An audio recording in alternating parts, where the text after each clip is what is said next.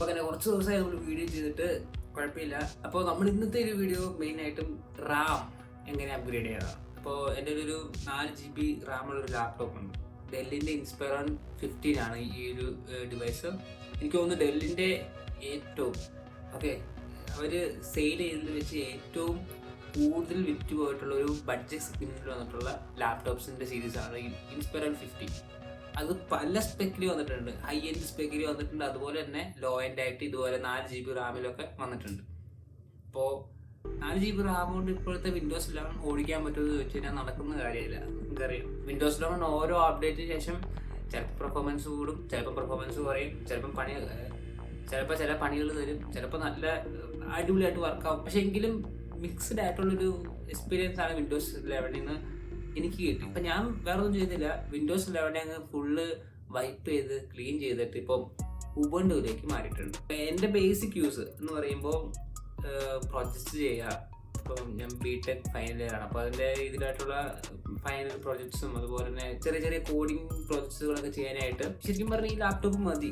പക്ഷെ 4 GB കൊണ്ട് നടക്കില്ല. അപ്പം അതിനുവേണ്ടി ഒരു റാം അപ്ഗ്രേഡ് നടത്താമെന്നാണ് നോക്കിയപ്പോൾ വീഡിയോ ചെയ്യാമെന്നും എനിക്ക് തോന്നി. കാരണം ഈ ലേറ്റസ്റ്റ് ആയിട്ട് 2021 അങ്ങനെ റാം അപ്ഗ്രേഡിന്റെ വീഡിയോസ് ഒന്നും അധികമൊന്നും ഞാൻ കണ്ടില്ല. ഒരു അപ്ഡേറ്റഡ് വീഡിയോ ആയിക്കോട്ടെ എന്ന് വിചാരിച്ചിട്ടാണ് ഈ ഒരു വീഡിയോ. ഇനിയിപ്പോൾ റാം അപ്ഗ്രേഡ് ചെയ്യുന്നതിനേക്കാൾ മുമ്പ് ശ്രദ്ധിക്കേണ്ട കുറച്ച് കാര്യങ്ങളുണ്ട്. മെയിനായിട്ടും നിങ്ങളുടെ ലാപ്ടോപ്പ് ഇപ്പം പുതിയ ലാപ്ടോപ്പാണ്, വാറന്റി പീരീഡിലൊക്കെ ആണെങ്കിൽ മാക്സിമം അത് നമ്മളായിട്ട് പണിയാതിരിക്കുന്നതായിരിക്കും നല്ലത്. കാരണം എന്തെങ്കിലും ഒന്ന് കിട്ടാൻ നോക്കിയിരിക്കുകയാണെങ്കിൽ നമ്മുടെ ഇൻഷുറൻസ് ഡീംസും അതുപോലെ തന്നെ വാറന്റി തരാതിരിക്കാനുള്ള പരിപാടികളൊക്കെ ആയിട്ട്. അപ്പോൾ അതുകൊണ്ട് മാക്സിമം അതിനകത്തുള്ള സീലും അതുപോലെ തന്നെ സ്ക്രൂ അഴിക്കാതെയും പരിപാടികളൊക്കെ മെയിൻറ്റെയിൻ ചെയ്ത് കൊണ്ടുപോകുക 1 വർഷം, അല്ലെങ്കിൽ നിങ്ങളുടെ ആ ഒരു വാറന്റി പീരീഡ് കഴിയുന്നവരെ. അല്ലെങ്കിൽ ലാപ്ടോപ്പ് എടുക്കുമ്പോൾ ഒന്ന് ശ്രദ്ധിച്ചെടുക്കുക, നിങ്ങളുടെ സ്പെക്കിനനുസരിച്ചുള്ള രീതിയിൽ എടുക്കുക. ഇനിയിപ്പോൾ അഥവാ നിങ്ങൾക്ക് റാം അപ്ഗ്രേഡ് ചെയ്യാതെ നടക്കില്ലെങ്കിൽ ഈ ഓതറൈസ്ഡ് സർവീസ് സെൻ്ററിൽ കാണിക്കുക. അവരോട് പറയാം ഈ വാറന്റി ബ്രേക്ക് ചെയ്യാതെ ഇങ്ങനെ വല്ലതും ചെയ്യാൻ പറ്റുമോ, അങ്ങനത്തെ സെറ്റപ്പുകളൊക്കെ ഉണ്ടെങ്കിൽ ആ ഒരു രീതിയിൽ റാം അപ്ഗ്രേഡ് ചെയ്യാൻ നോക്കാം. അല്ലാതെ ഇനിയിപ്പോൾ ഒരു ഓൾഡ് ലാപ്ടോപ്പായി നിങ്ങളുടെ ആ ഒരു പെർഫോമൻസ് ഇങ്ങനെ ഡ്രോപ്പായി വന്നുകൊണ്ടിരിക്കുകയാണ്. ഇപ്പം എൻ്റെ കേസ് പറയുകയാണെങ്കിൽ ഈ ഒരു ഡെല്ലിൻ്റെ ഈ ഒരു മോഡൽ അത്യാവശ്യം ഓൾഡ് എന്ന് പറയാൻ പറ്റില്ല, വിൻഡോസ് 11 ഒക്കെ സപ്പോർട്ട് ചെയ്യുന്നൊരു ഡിവൈസാണ്. എൻ്റെ സ്പെക്ക് എന്ന് പറയുന്നത് AMDയുടെ ആക്ടിലോൺ എന്ന് പറഞ്ഞുള്ള പ്രൊസസ്സറായിട്ട് വരുന്ന ഒരു സ്പെക്കാണ്.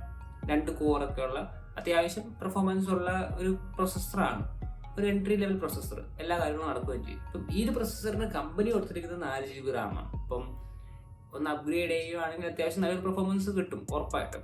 ഇപ്പോൾ ഇത് ഓൾറെഡി SSD-ലാണ് വരുന്നത്. പക്ഷേ SSD-യുടെ കാര്യം കണക്കാണ്, പഴയ വലിയ റൈറ്റ് സ്പീഡൊന്നും ഇല്ലാത്ത NVMe ആണ് വന്നിട്ടുള്ളത്. എന്നാലും അഡ്ജസ്റ്റ് ചെയ്ത് പോകാൻ ഞാൻ സെക്കൻഡറി ആയിട്ടുള്ളവർ സെറ്റ് ചെയ്തിട്ടുണ്ട്. അപ്പോൾ അതുകൊണ്ട് വലിയ വിഷയമില്ലാതെ പോകുന്നുണ്ട്. അപ്പം ഞാനിവിടെ ഉദ്ദേശിക്കുന്നത് ആ ഒരു റാം അപ്ഗ്രേഡ് ചെയ്യാനെന്നാണ്. ഇനിയിപ്പോൾ റാം അപ്ഗ്രേഡ് ചെയ്യാനായിട്ട് എന്തൊക്കെ മെയിനായിട്ട് നോക്കുന്നത് ചോദിച്ചാൽ നിങ്ങളുടെ ആ ഒരു ലാപ്ടോപ്പ്, ഇപ്പം ഞാനിവിടെ ഡെല്ല് എടുത്തിട്ടുള്ളത്, നിങ്ങളുടെ ഏതാണോ അതിനനുസരിച്ചുള്ള സ്പെക്ക് ശ്രദ്ധിക്കുക. ടാസ്ക് മാനേജറിൽ പോയിട്ട് നിങ്ങൾക്ക് നിങ്ങളുടെ ആ ഒരു റാമിൻ്റെ സ്പീഡ് നോട്ട് ചെയ്യാൻ പറ്റും. എൻ്റെ ഇവിടെ 2400 എന്നാണ് അവിടെ കാണുന്നത്. അപ്പം ഞാൻ ജസ്റ്റ് ആമസോണിൽ കയറി അതിൻ്റെ ഈ 2400ൻ്റെ SODIMM എന്നാണ് ഈ ഒരു ലാപ്ടോപ്പ് റാമുകളെ കാറ്റഗറി ചെയ്തിട്ടുള്ളത്. അപ്പം SODIMM 2400 8 GB ഒരു റാം വേണമെന്ന് പറഞ്ഞ് നമ്മൾ ആമസോണിൽ സെർച്ച് ചെയ്തു. നമുക്ക് കിട്ടുന്ന കുറേ ഓപ്ഷൻസ് ഉണ്ട്. അതിൽ ഏറ്റവും അഫോർഡബിൾ ആയിട്ടുള്ളൊരു ബ്രാൻഡിൻ്റെ, ആരും കേൾക്കാത്തൊരു ബ്രാൻഡിൻ്റെയാണ് ഞാൻ മേടിച്ചത്. കാരണം നമ്മുടെ ബഡ്ജറ്റിൽ നിൽക്കാനായിട്ട്. അപ്പോൾ ഈ ഒരു ബ്രാൻഡിൻ്റെ റാമാണ് ഞാൻ മേടിച്ചത്. അപ്പോൾ ഞാൻ 8 GB ആണ് ചൂസ് ചെയ്തത്. 16 വേണമെങ്കിൽ ഇടാം. ബഡ്ജറ്റ് സെറ്റ് ചെയ്യാത്തതുകൊണ്ട് നമ്മളത് ചെയ്തിട്ടില്ല. അപ്പോൾ റാമിൻ്റെ കാര്യം പറയുമ്പോൾ മെയിനായിട്ട് സ്പീഡും അതിൻ്റെ ടൈപ്പുമാണ്. ഇപ്പം ലേറ്റസ്റ്റ് ആയിട്ട് ഇപ്പം ഇറങ്ങുന്നത് DDR5 ആണ്. പക്ഷേ ഒരു ഓൾഡർ ജനറേഷൻ ലാപ്ടോപ്സിലൊക്കെ മിക്ക ലാപ്ടോപ്പിലും നമുക്ക് DDR4 ആണ് വരുന്നത്. ഈ ലാപ്ടോപ്പും DDR4 ആണ് വരുന്നത്. പിന്നെ പൊതുവെ പറയുന്നൊരു കാര്യം, സെയിം കമ്പനിയുടെ 2 സ്റ്റിക്ക് ആകുന്നതായിരിക്കും ഏറ്റവും ബെസ്റ്റ് എന്നാണ്. ശരിക്കും അതാണ് ഏറ്റവും ബെസ്റ്റ്. കാരണം പല ബ്രാൻഡ്സിൻ്റെയും ഈ സ്പീഡൊക്കെ കറക്റ്റ് ആയിരിക്കും, പക്ഷേ അതിനകത്ത് ആ ഒരു കോൺഫിഗറേഷൻ, വോൾട്ടേജിൻ്റെ കോൺഫിഗറേഷൻ, അങ്ങനത്തെ ചെറിയ ചെറിയ കാര്യങ്ങളൊക്കെ കുറച്ച് വ്യത്യാസങ്ങളുണ്ടാവും. അപ്പം അങ്ങനെ വരുമ്പോൾ ചെറിയ രീതിയിലുള്ള കാര്യങ്ങളൊക്കെ നമുക്ക് എക്സ്പെക്ട് ചെയ്യും. ഇപ്പം ബൂട്ടിങ്ങിൻ്റെ ഇഷ്യൂസും കാര്യങ്ങളൊക്കെ. പക്ഷേ നമ്മൾ കണ്ണും പൊട്ടിയെടുക്കുക. ഞാനതാണ് ചെയ്തത്. ഞാൻ സ്പീഡ് നോക്കി, അതുപോലെ DDR ആ ഒരു ടൈപ്പും നോക്കി ഇട്ടു. വലിയ കുഴപ്പമില്ലാതെ ഇതുവരെയും പോകുന്നു. അത്യാവശ്യം നല്ല പെർഫോമൻസും ഉണ്ട്. ഞാൻ ഉദ്ദേശിച്ച ലെവലിലുള്ള പെർഫോമൻസ് എനിക്ക് കിട്ടിയിട്ടുണ്ട്. അങ്ങനെ നിങ്ങൾക്ക് നിങ്ങളുടെ ആ ഒരു കോൺഫിഡൻസിൽ നിങ്ങൾക്ക് എടുക്കാം. ഇനിയിപ്പോൾ അതല്ല നിങ്ങൾക്ക് സെയിം ആയിട്ടുള്ള ബ്രാൻഡ് അല്ലെങ്കിൽ അത്യാവശ്യം ലേറ്റസ്റ്റ് ആയിട്ടുള്ള ലാപ്ടോപ്പ്, പുതിയ ലാപ്ടോപ്പ് ഒക്കെ ആണെങ്കിൽ നിങ്ങളുടെ ഉള്ള ലാപ്ടോപ്പിൻ്റെ ആ ഒരു റാം ഏതാണോ അതിനനുസരിച്ച് ആ ഒരു സെയിം ബ്രാൻഡിൽ തന്നെ എടുക്കാൻ ശ്രമിക്കുക. ചിലപ്പം കിട്ടാൻ ചാൻസ് ഇല്ല, കിട്ടിയ മേടിക്കുക. അല്ലെങ്കിൽ രണ്ടും പുതിയത് മേടിക്കുന്നതായിരിക്കും ഏറ്റവും ബെസ്റ്റ് ഓപ്ഷൻ. ഇപ്പം ഞാനിവിടെ ചെയ്തിരിക്കുന്നത് ഇപ്പം ഓൾറെഡി 4 GB ആണ്. അതിനകത്തേക്ക് ഞാൻ 8 GB ആഡ് ചെയ്തിട്ടുള്ളത്. അപ്പം അങ്ങനെ വരുമ്പോൾ ഡുവൽ ചാനലിൻ്റെ സെറ്റപ്പിങ് കാര്യങ്ങളൊക്കെ വർക്ക് ആവുമോ എന്ന് ചോദിച്ചാൽ വലിയ പിടുത്തം വരിക. ഇനിയിപ്പോൾ നിങ്ങൾ സെയിം കപ്പാസിറ്റി ഉള്ള 2 റാം ഇടുവാണെങ്കിൽ ചിലപ്പം ഡുവൽ ചാനലിൽ സപ്പോർട്ട് ചെയ്തേക്കാം. ഇനി നമുക്ക് എങ്ങനെ അപ്ഗ്രേഡ് ചെയ്യാൻ നോക്കാം.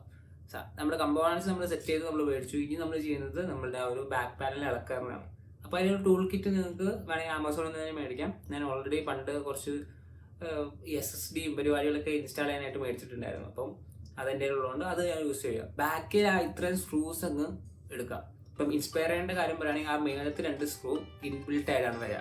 ഓക്കെ, അത് നമുക്ക് ഊരിയെടുക്കാൻ പറ്റില്ല. അത് ആ ഒരു പ്ലാസ്റ്റിക് കേസിൽ തന്നെ ഫിക്സ്ഡ് ആണ്. അപ്പം അത് മൊത്തം ലൂസ് ചെയ്ത് വയ്ക്കുക. ബാക്കിയെല്ലാം അഴിക്കുമ്പോൾ തന്നെ നമുക്ക് ആ ഒരു മേളിൽ നിന്ന് സൈഡിൽ ഇങ്ങനെ പ്ലക്ക് ചെയ്തെടുത്ത് കഴിഞ്ഞാൽ സാധനം പോയി. ഇനി നിങ്ങൾ ആ ഒരു റാം അപ്ഗ്രേഡ് ചെയ്യുന്നതിന് മുമ്പ് ബാറ്ററി ഡിസ്കണക്ട് ചെയ്യാം. കാരണം എപ്പോഴും ഈ മദർ ബോർഡ്സ് അതുപോലെ തന്നെ ബോർഡ് PCB സംഭവങ്ങളൊക്കെ ചെയ്യുമ്പോൾ ബാറ്ററി കണക്റ്റഡൊക്കെ ആണെങ്കിൽ എന്തായാലും ബാറ്ററി ഡിസ്കണക്ട് ചെയ്തിട്ട് പരിപാടി ചെയ്യുന്നതായിരിക്കും ഏറ്റവും ബെസ്റ്റ് ഓപ്ഷൻ. അല്ലെങ്കിൽ ചെറിയ രീതിയിലുള്ള പ്രശ്നങ്ങൾ അല്ലെങ്കിൽ ചെറിയ ചെറിയ ഷോർട്ട്സും കാര്യങ്ങളൊക്കെ വരാൻ നല്ല ചാൻസ് ഉണ്ട്. അപ്പോൾ അതുകൊണ്ട് ബാറ്ററി ഡിസ്കണക്ട് ചെയ്തിട്ട് സെറ്റ് ചെയ്യാം. അപ്പോൾ ഞാനിവിടെ ബാറ്ററി ആദ്യം ഡിസ്കണക്ട് ചെയ്തു. ഇനി നമ്മൾ ശ്രദ്ധിക്കേണ്ടത് നമ്മുടെ റാം കണക്ടർ എവിടെയാണ്, അല്ലെങ്കിൽ റാം സ്ലോട്ട് എവിടെയാണെന്ന് നോക്കാം. റാം സ്ലോട്ടിൻ്റെ അവിടെ നിങ്ങൾക്ക് കാണാൻ പറ്റും 2 സൈഡിലായിട്ട് 2 ആ ഒരു സ്റ്റീലിൻ്റെ ഒരു ക്ലിപ്പ് ഉണ്ടാവും. ആ ഒരു ക്ലിപ്പ് ഒന്ന് ജസ്റ്റ് ഒന്ന് അകത്തി പിടിച്ച് കഴിഞ്ഞാൽ നിങ്ങൾ ഇപ്പോൾ ഇട്ടിരിക്കുന്ന ആ ഒരു റാം ഓട്ടോമാറ്റിക്കായിട്ട് പൊങ്ങി വരും.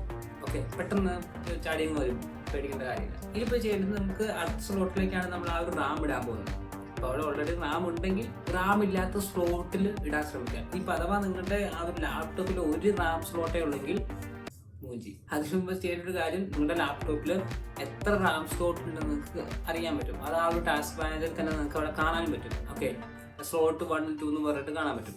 അപ്പം അത് നോക്കിയിട്ട് കൂടി നിങ്ങൾ ഈ ഒരു പരിപാടി ചെയ്യാൻ ശ്രമിക്കാം. അപ്പം എൻ്റെ അവിടെ 2 സ്ലോട്ട് ഉണ്ട്, ഒരു സ്ലോട്ട് ഫ്രീ ആണ്. ഇനി എന്ത് ചെയ്യുന്നത് വെച്ചാൽ നമ്മുടെ ആ ഒരു റാം ജസ്റ്റ് അതിൻ്റെ മേലെ പ്ലേസ് ചെയ്യാം. അതിൻ്റെ നടുക്കൊരു ജസ്റ്റ് ഒരു ഗ്യാപ്പ് ഉണ്ട്. ആ ഒരു ഗ്യാപ്പിനനുസരിച്ച് നമ്മളുടെ ആ റാം ഒന്ന് അലൈൻ ചെയ്തോടെ വെക്കാം. എന്നിട്ട് നമ്മുടെ ആ റാം പതിയെ ജസ്റ്റ് അതിലേക്ക് വെക്കാം. വെക്കുമ്പോൾ അതിങ്ങനെ പൊങ്ങിയാണ് ഇരിക്കുക. ഓക്കെ, സാധാരണയായിട്ട് അത് നമ്മൾ ജസ്റ്റ് ഒന്ന് പ്രസ് ചെയ്ത് വെക്കുമ്പോൾ തന്നെ ഓട്ടോമാറ്റിക്കലായിട്ട് ആ ഒരു ക്ലിപ്പിൻ്റെ അകത്തേക്ക് കയറിയിരുന്നോളും. വലിയ മെനക്കേടുള്ള പരിപാടിയല്ല, കുറച്ച് ബലം കൊടുക്കേണ്ടി വരും, കയറിയിരുന്നോളും സ്വാഭാവികമായിട്ടും. അപ്പോൾ റാം നമ്മളവിടെ ഫിക്സ് ചെയ്തിട്ടുണ്ട്. ഇനി നമ്മൾ ആ ഒരു ബാറ്ററി കണക്ട് ചെയ്യാൻ ആ ബാക്ക് കേസ് ഇടുക, സ്ക്രൂ ടൈറ്റ് ചെയ്യുക, സിസ്റ്റം ഓൺ ആക്കുക. ആദ്യം സിസ്റ്റം ഓൺ ആക്കുമ്പോൾ കുറച്ച് ഡിലേ വരുമായിരിക്കും, കുറച്ച് കോൺഫിഗറേഷൻ കാര്യങ്ങളൊക്കെ ഉള്ളതുകൊണ്ട് അത് കഴിഞ്ഞ് സിസ്റ്റം ഓണായി വന്നോളും. പിന്നെ നിങ്ങൾക്ക് കാണാൻ പറ്റുന്നത് പെർഫോമൻസ് ആയിരിക്കും, ഇംപ്രൂവ് ചെയ്യുക പെർഫോമൻസ്. നിങ്ങളുടെ റാം നല്ല രീതിയിലൊക്കെയാണ് ഇട്ടെങ്കിൽ നിങ്ങൾ വിജയിച്ചിരിക്കുന്നു. ഓക്കെ, അത്രേ ഉള്ളൂ പറയാം. ഇത്രേ ഉള്ളൂ ഒരു റാം ഇടുന്ന പരിപാടി. മെയിനായിട്ടും നോക്കേണ്ട കാര്യം ആ ഒരു നിങ്ങളുടെ ലാപ്ടോപ്പിൻ്റെ സ്പെക്കും അതിനനുസരിച്ചുള്ള റാം ആയിരിക്കണം എന്നുള്ളൂ. ഇപ്പോൾ സ്പീഡ് കൂടിയ റാമൊക്കെയാണ് നിങ്ങൾ മേടിക്കാൻ ഉദ്ദേശിക്കുന്നെങ്കിൽ നിങ്ങളുടെ ലാപ്ടോപ്പ് നിങ്ങളുടെ പ്രൊസസ്സർ സപ്പോർട്ട് ചെയ്യുന്നില്ലെങ്കിൽ അത് ഓൺ ആവില്ല, സിസ്റ്റം ഓൺ ആവില്ല. ആ റാം ഊരാതെ ആ ഒരു കറക്റ്റ് സ്പീഡിന് എന്തായാലും ആ ടാസ്ക് മാനേജറിൽ കാണുന്ന ആ ഒരു സെയിം സ്പീഡുള്ള റാം സെപ്പറേറ്റ് ബ്രാൻഡ് അല്ലെങ്കിൽ സെപ്പറേറ്റ് ബ്രാൻഡിൻ്റെ എടുക്കുന്നതായിരിക്കും ഏറ്റവും ബെസ്റ്റ് ഓപ്ഷൻ എന്നാണ് എനിക്ക് പറയാം. ചില ഗെയിമിംഗ് ലാപ്ടോപ്സിൽ ഡെഡിക്കേറ്റഡ് ആയിട്ടുള്ള സ്ലോട്ട് ഉണ്ടാവും. നമുക്ക് ആ ഒരു സൈഡ് മാത്രം തുറക്കാവുന്ന രീതിയിൽ, മൊത്തം ബാക്ക് പാനലിൽ ഇളക്കാതെ. അപ്പം അങ്ങനെ ആകുമ്പോൾ ജസ്റ്റ് നിങ്ങളുടെ ആ ഒരു സ്പെക്കൊന്ന് ജസ്റ്റ് റിസർച്ച് ചെയ്തിട്ട് അതിനനുസരിച്ചുള്ള റാം മേടിക്കുക. ജസ്റ്റ് ആ ഒരു സൈഡ്, ആ ഒരു റാമിൻ്റെ സൈഡ് മാത്രം തുറക്കാൻ പറ്റുന്ന സെറ്റപ്പ് ഉണ്ടാവും. അത് ജസ്റ്റ് ഒന്ന് ഓപ്പൺ ചെയ്യുക, റാം സെറ്റ് ചെയ്യുക, അടയ്ക്കാം. പിന്നെ നിങ്ങളുടെ കലാപരിപാടി നിങ്ങൾക്ക് ആരംഭിക്കാം. അത്രേ ഉള്ളൂ. ഓക്കെ.